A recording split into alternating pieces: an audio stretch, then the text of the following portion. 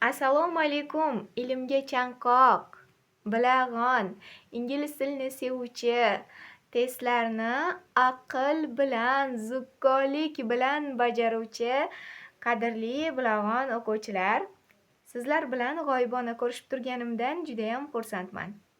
Bugun sizlar bilan birgalikda The Imperative mavzusini o'tamiz. The Imperative sentence buyruq gaplar. Ingliz tilida buyruq iltimos qilish, maslahat berish yoki ko'rsatma berish uchun ishlatiladi. Bu juda ham sodda mavzularimizdan biri. Buyruq gaplar infinitiv gaplar bilan boshlanib, fe'lning noaniq shakli to, ya'ni moq qo'shimchasi tushib qoladi. Masalan, to read. E'tibor beramiz. To read. O'qimoq. Fe'lning noaniq shakli to tushib qoladi.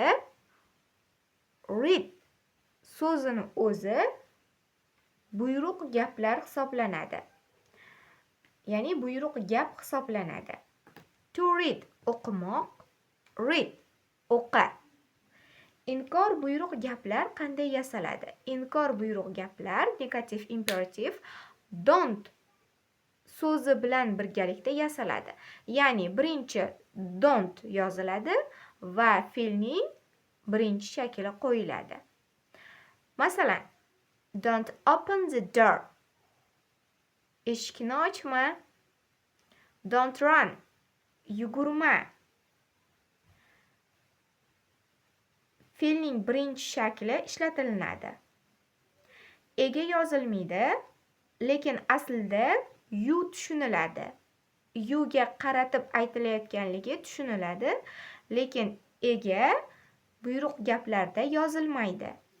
Buyruq gaplar yumshoqroq chiqishi uchun please so'zi ishlatiladi. Please, iltimos.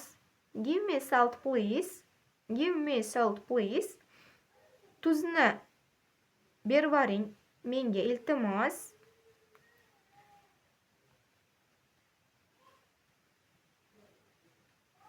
Yoki bo'lmasa, please sit down. O'tiring iltimos. Taklif ma'nosida kelishi. Taklif ma'nosida kelishida let's so'zini ishlatamiz. Let's birga bajaraylik, keling birga bajaraylik, keling birga qilaylik degan ma'nolarni bildiradi.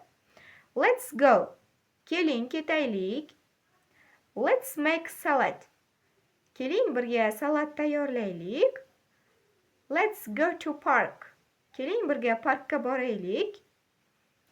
Demak, bugun sizlar bilan o'tadigan mavzuyimiz shulardan iborat edi. Keyingi darslarimizda ko'rishguncha, xayr sog' bo'ling.